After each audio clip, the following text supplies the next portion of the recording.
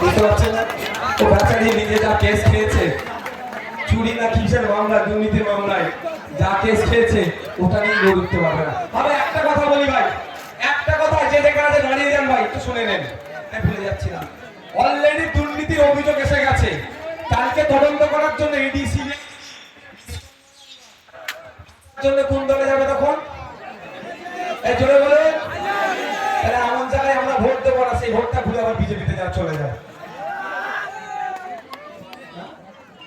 আর একটা লেটেস্ট খবর শুনবেন?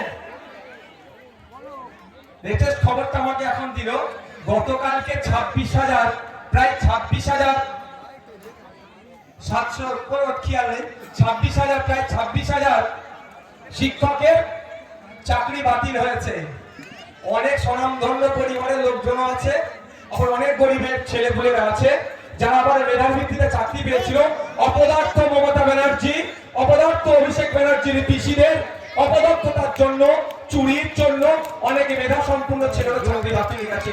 তাদের সমবেদনা জানাচ্ছি, সাথে সাথে এটাও দাবি করছি এবং কোর্টও অলরেডি বলে দিয়েছে যারা মেধাযুক্ত আছে তাদের দ্রুত চাকরির ব্যবস্থা করতে হবে। কিন্তু যেভাবে সামাজিক ভাবে তারা হেনস্থার শিকার হচ্ছে, সামাজিক ভাবে তারা অসম্মানিত হচ্ছে, এর সমস্ত দায় মমতা ব্যানার্জিকে নিতে হবে।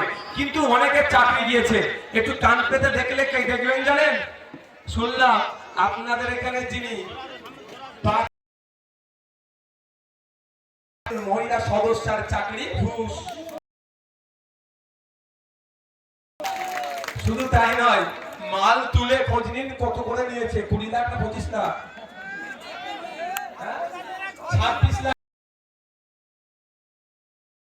26 লাখ মানে 10 জন 2,60,00,000।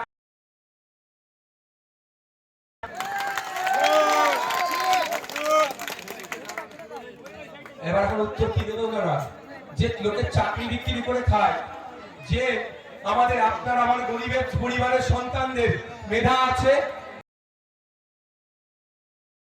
কিনতে পারবো না, কিন্তু আমার আপনার মেধা আছে, যারা এই মেধাগুলোকে চুরি করেছে তাদেরকে আগামী দিনে আমরা সুযোগ দেব? মতো অত্যাচার করবে, মায়েদেরকে